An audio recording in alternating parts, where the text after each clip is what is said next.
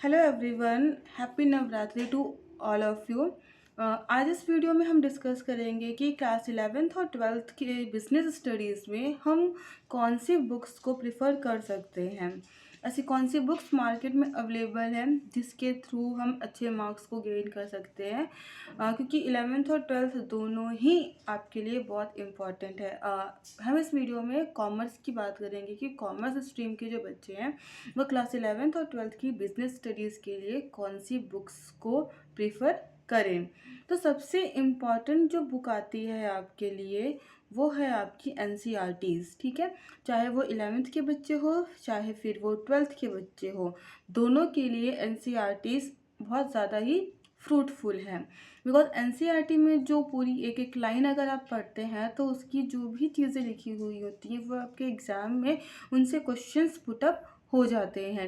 तो यहाँ पे ये बेनिफिट होता है आपको एनसीईआरटी पूरा पढ़ने से कि आपको बोर्ड एग्जाम्स में काफ़ी ज़्यादा हेल्प मिल जाती है। इसके अलावा आपके कंसेप्ट काफ़ी अच्छे से क्लियर हो जाते हैं। प्रॉब्लम बस ये है एनसीईआरटी के साथ में कि एनसीईआरटी के जो वर्ड्स हैं, जो इसकी लैंग्वेज है, ये थोड़ी सी टफ है। इसको समझना आपको पड़ेगा, काफ़ी टाइम लगेगा समझने में। बिकॉज ये होता है कि थोड़े से काफ़ी ज़्यादा अच्छे वोकैब्स को यूज़ करके इस बुक्स को लिखी गई हैं, तो फिर आपको इन्हें 3 बार एटलीस्ट पढ़ना पड़ेगा जिसके बाद आपको बुक समझ में आने लगेंगी। तो 11th 12th दोनों के लिए सेम चीज़ें ही अवेलेबल है, तो ऐसा कुछ नहीं है कि 11th के लिए आपको अलग से है और 12th के लिए अलग से है। दोनों के लिए सेम स्ट्रेटजी फॉलो करनी है कि अगर आपको एनसीईआरटी पढ़नी है तो आपको एकदम अच्छे से इन डेप्थ में पढ़नी पड़ेगी। नेक्स्ट थिंग, इसके अलावा अगर आपको लगता है कि आपको कुछ रिफ्रेशर लेनी है, कोई बुक लेनी है, क्योंकि एनसीईआरटीज़ में क्या होता है आपके कंसेप्ट तो क्लियर हो जाएंगे बट आपको प्रैक्टिस के लिए अलग से बुक खरीदनी पड़ेगी या फिर आपको क्वेश्चन पेपर सॉल्व करना पड़ेगा प्रीवियस ईयर। बिकॉज सिर्फ पढ़ने से तो काम नहीं चलेगा, आपकी प्रैक्टिस ज़्यादा इंपॉर्टेंट है। हो सकता है आपने बहुत सारा कंटेंट पढ़ लिया है, बहुत सारी चीज़ें आपने याद कर ली है, बट अगर क्वेश्चंस किस तरीके के आते हैं, क्या पैटर्न है, कैसे उनके आंसर्स लिखने हैं, इन सब चीज़ों के लिए आपको एक रिफ्रेशर की भी ज़रूरत पड़ती है जिससे आपको आइडिया हो सके कि हाँ किस तरीके से हमको आंसर्स लिखने हैं, किस टाइप के क्वेश्चंस पूछे जाते हैं बोर्ड एग्जाम्स में। स्पेशली केस स्टडीज़, जो केस स्टडीज़ होती हैं उनके जो आंसर्स होते हैं एज इट इज़ वैसे होने चाहिए जो आपके केस स्टडीज़ में पूछे गए हैं। तो इसलिए आपको इन बुक्स को ध्यान से देखिएगा और इन्हें अगर आपको कन्वीनियंट लगे तो आप परचेस कर सकते हैं। ये आपको अलग अलग वेबसाइट्स पे आराम से मिल जाएंगी जो आपकी ऑनलाइन शॉपिंग की होती है। तो लेट्स स्टार्ट। सबसे पहले हम 11th की स्टार्ट करेंगे कि 11th में कौन सी बुक्स है। 11th में ये आपको स्क्रीन में दिख रही होगी, एक है आपकी एनसीईआरटी, ये जो आपको दिख रही है बिजनेस स्टडीज़ की एनसीईआरटी की बुक है ये। एक मिनट। तो ये जो बुक आपको दिख रही है ये बिजनेस स्टडीज़ की एनसीईआरटी की बुक। Wait a minute. ये बिजनेस स्टडीज़ की एनसीईआरटी की बुक है क्लास 11th के लिए। ये तो आपको प्रेफर करना है और ये रीज़नेबल कॉस्ट पे आ जाती है, आपको बहुत ज़्यादा पैसे इस पे खर्च करने की ज़रूरत नहीं है। इवन आपको ये किसी से भी सेकेंड हैंड भी मिल जाएगी आपको मार्केट में इजीली, या आपके क्लास में जो पुराने बच्चे हैं आप उनसे ले सकते हैं 12th में जो जा रहे हैं। तो इसमें आपको ज़्यादा एक्सपेंस करने की ज़रूरत नहीं है। अब बात ये रिफ्रेशर की, तो रिसेंटली मैंने अभी कॉपी करेक्शन में वर्क किया था बोर्ड एग्ज़ाम्स की, तो वहाँ पे काफ़ी सारे एक्सपीरियंस टीचर्स थे, तो उन्होंने ही कुछ बुक्स के नाम सजेस्ट किए थे।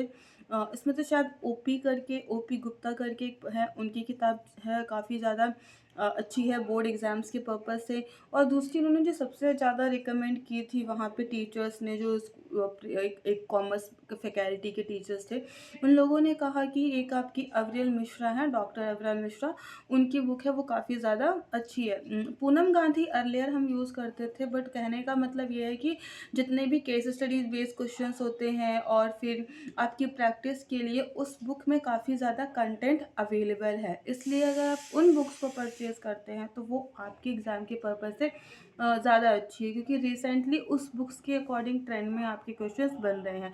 तो पहली तो आपकी बिजनेस स्टडीज़ के लिए आप ये 11th क्लास की बुक ये ले लीजिएगा।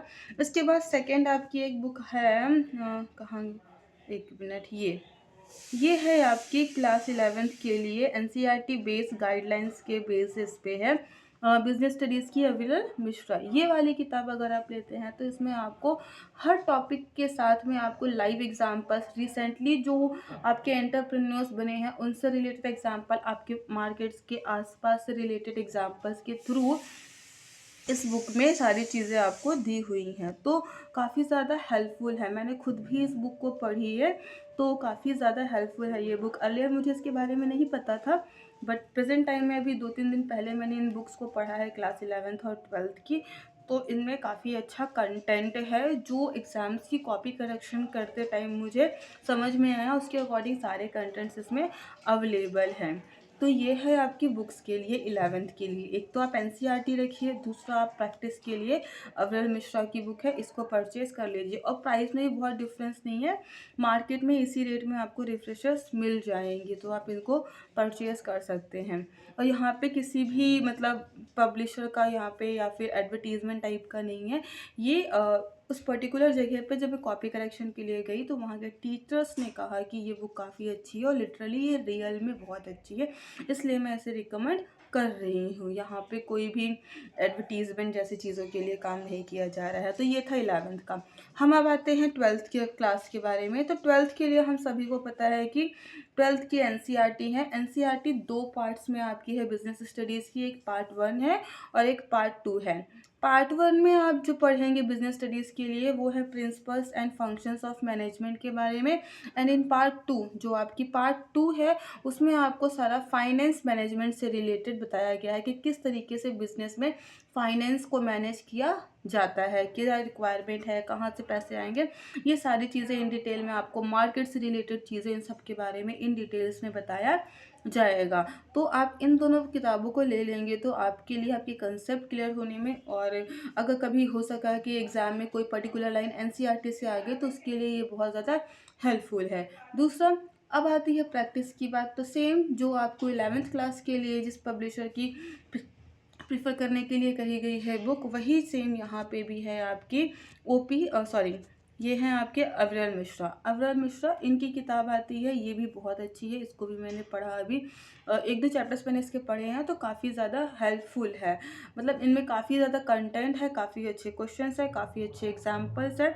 ओवरऑल बुक बहुत ही अच्छी है। तो आप प्रेजेंट टाइम के अकॉर्डिंग जो बुक अभी मार्केट में चल रही है वो ये बुक है, इसको आप परचेज कर सकते हैं। ये थी आपको बुक से रिलेटेड इन्फॉर्मेशन कि आपको जब जो बच्चे 12th में जा रहे हैं वो कौन से बुक परचेज करें, और जो बच्चे अभी कॉमर्स बैकग्राउंड में आ रहे हैं जो 11th में कॉमर्स चूज़ करेंगे, क्योंकि हमारे पास क्वेश्चंस रहता है, बच्चे हर साल आके यही पूछते हैं कि हम कौन सा बुक परचेज करें। तो ये बुक्स आपको बताई गई हैं, आप इन्हें परचेज करिए, ये आपके लिए बहुत ज़्यादा फ्रूटफुल है।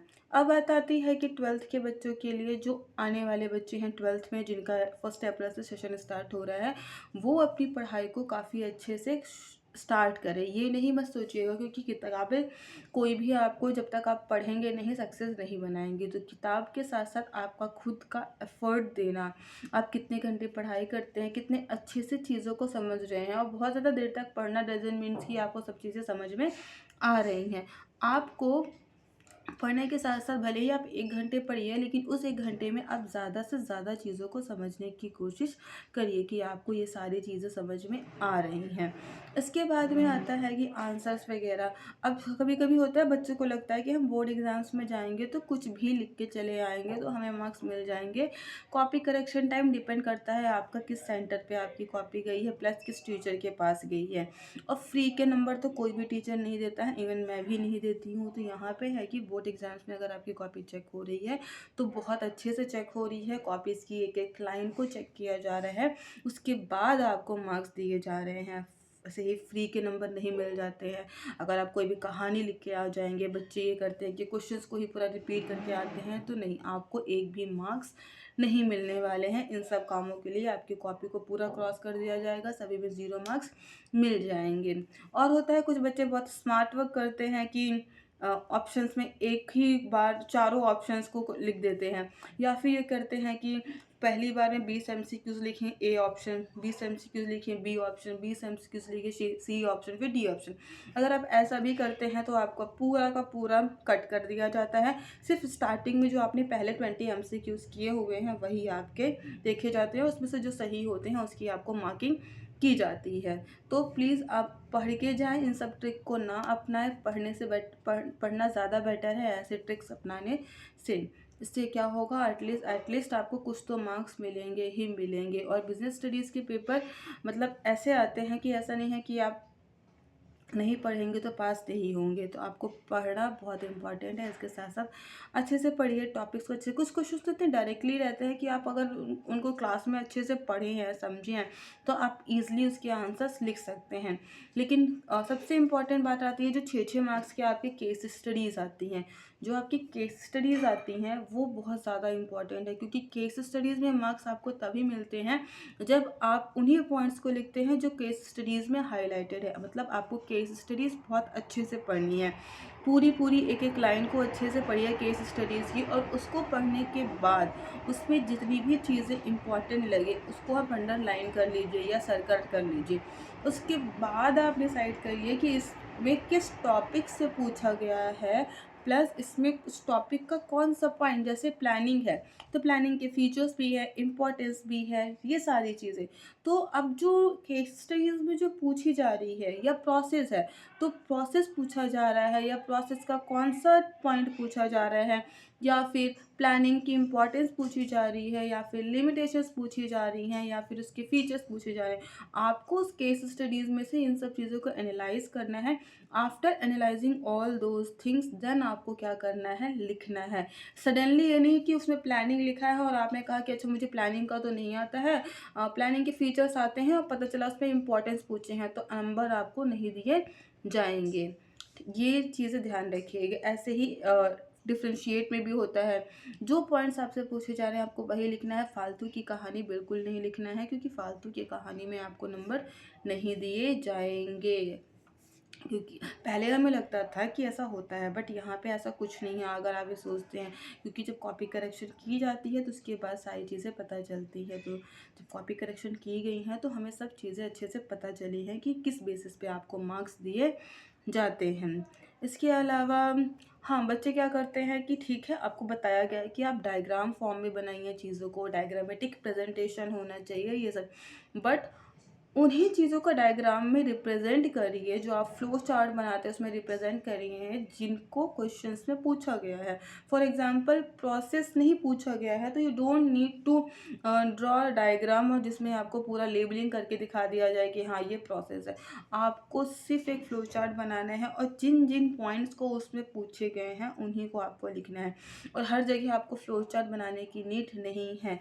प्लस आपको जो पॉइंट्स लिखने, अगर हमें जो मार्किंग स्कीम मिलती है उसमें सभी चीज़ें लिखी होती हैं कि अगर आपने हेडिंग लिखी है तो आपको सिर्फ हाफ मार्क्स मिलेगा, अगर आपने एक्सप्लेनेशन दिया है तो उसके लिए 1 मार्क्स होते हैं। इसके अलावा भी और चीज़ें होती हैं जिसके आपके जो स्टेप मार्किंग की जाती हैं। तो एग्ज़ाम्स में आपको जो भी नंबर मिलते हैं वो आपके स्टेप मार्किंग में मिलती है।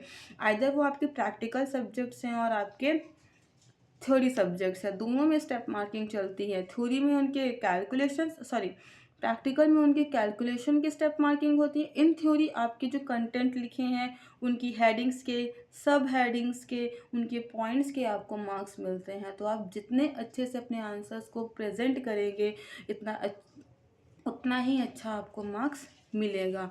तो ये एक्सपीरियंस मेरा जो मैंने कॉपी करेक्शन के टाइम पे गेन किया है 12th क्लास के बच्चों के लिए और 11th के लिए। तो प्लीज़ आप अपनी प्रिपरेशन 11th से ही ऐसे तैयार करें कि 12th में आपको हेल्पफुल रहे। आंसर्स लिखते टाइम वन मोर थिंग कि हम क्या करते हैं, आंसर को पूरा पेज तक, मान लीजिए ये आपकी कॉपी है, हाँ वेट अ मिनट, हाँ मान लीजिए ये आपकी कॉपी है, तो हम यहाँ से शुरू करते हैं और पूरा यहाँ तक लिख डालते हैं, इधर एक भी मार्जिन लाइन नहीं छोड़ते हैं। तो please give some space at the end of each corner, जितने भी कॉर्नर्स हैं उनके एंड में आप क्या करें, पेज के थोड़ी सी स्पेस दीजिए। इस स्पेस से क्या होता है, टीचर्स जो कॉपी चेक करते हैं तो उनको साइड में मार्क्स लिखने के लिए हेल्पफुल होता है। अब आप क्या करते हैं, पूरी की पूरी कॉपी में लिख के आ जाते हैं। जब पूरी की पूरी कॉपी आप लिख देते हैं तो टीचर्स को फिर मार्क्स देने के लिए जगह खोजनी पड़ती हैं, जिसमें फिर आपकी कैलकुलेशन मिस्टेक हो सकती है। तो कैलकुलेशन मिस्टेक्स टीचर से हो सकती है, क्योंकि आपने तो कोई स्पेस नहीं, तब टीचर कहाँ नंबर दे। तो टीचर्स के लिए एक proper space, right hand side and left hand side, both side आप क्या करें, एक मार्जिन लाइन खींच के चले। मार्जिन लाइन खींचने से ये होगा कि हमें जो मार्क्स देने में बहुत ही ज़्यादा हेल्पफुल होती है आपकी कैलकुलेशन, क्योंकि जब बोर्ड एग्जाम्स में मार्क्स दिए जाते हैं वो तो right hand side and left hand side both side देने पड़ते हैं। राइट हैंड साइड आपकी वेरीफाइड मार्क्स होते हैं, जो आपके वेरी करते हैं हेडिंग के, फिर एक्सप्लेनेशन के, ऐसे ऐसे करके 1-2 मार्क्स जो हमें अलग अलग कैटेगराइज करके देने होते हैं। और आपकी फिर लेफ्ट हैंड साइड आपका ओवरऑल जो 5 कुछ नंबर हमने दिए हैं उसको पूरा हमको एक साथ लिखना होता है। तो अगर इस तरीके से कॉपी प्रॉपर प्रेजेंटेबल रहती है, प्रॉपर स्पेस रहता है, तो हमें मार्क्स देने में, हमें काउंट करने में बहुत आसानी होती है। अदरवाइज़ फिर ये आपके लिए भी थोड़ी सी प्रॉब्लमेटिक हो जाएगी, और टीचर्स के लिए तो फिर होती है, उन्हें बहुत केयरफुली चीज़ों को करना पड़ता है। तो होप आपको ये इन्फॉर्मेशन पसंद आएगी। होप आपके लिए ये चीज़ें, जो चीज़ें मैंने आपको बताई हैं, जो भी इन्फॉर्मेशन मैंने आपको प्रोवाइड करी हैं, आपके काम आएंगी। और ऑल द बेस्ट। आप पूरा सेशन अच्छे से पढ़िए, देखते हैं। ठीक है, हैव अ गुड डे।